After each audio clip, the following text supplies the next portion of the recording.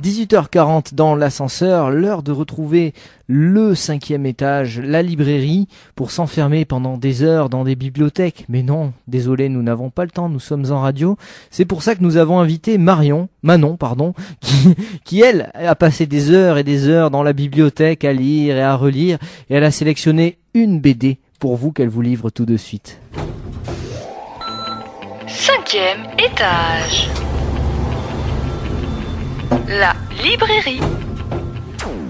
Salut Manon. Salut Nico. Ça va bien ? Ça va et toi ? Ça va. Alors le livre que tu as choisi s'appelle Green Manor. Oui, c'est ça. Alors en cette période de l'Avent, on cherche tous à trouver le cadeau de Noël qui fera la différence. Et bien justement, j'ai dans ma hotte une idée de cadeau à offrir à tous les amateurs de bandes dessinées, d'intrigues policières et de courtes histoires. C'est toi le Père Noël en fait. Voilà, c'est moi, mais sans la barbe. Alors la BD s'appelle Green Manor et en voici un petit résumé.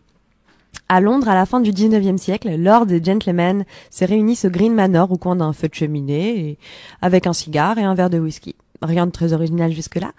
Mais les bas-fonds londoniens embrumés et la misère ne sont pas loin et Jack l'Éventreur n'est pas le seul à faire régner la peur et couler le sang à cette époque.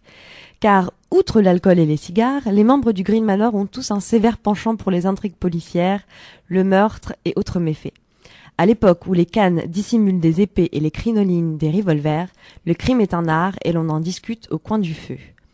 Mais les murs ont des oreilles, ou plutôt les majordomes, parfois eux-mêmes victimes des membres du club, l'un d'entre eux l'est plus particulièrement.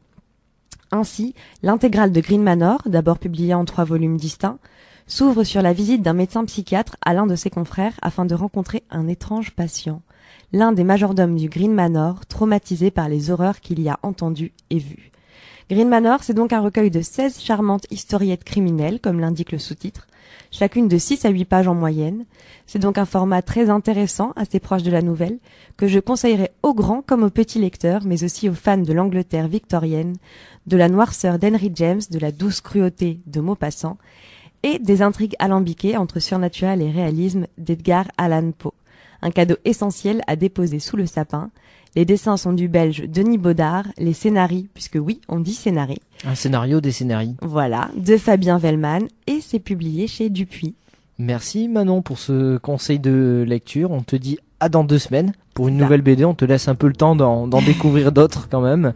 Je vous rappelle que vous pouvez gagner vos places pour le concert de Rachid Taha jeudi prochain à la Rock School Barbet dans le cadre des AOC en nous appelant au 05 57 12 45 72.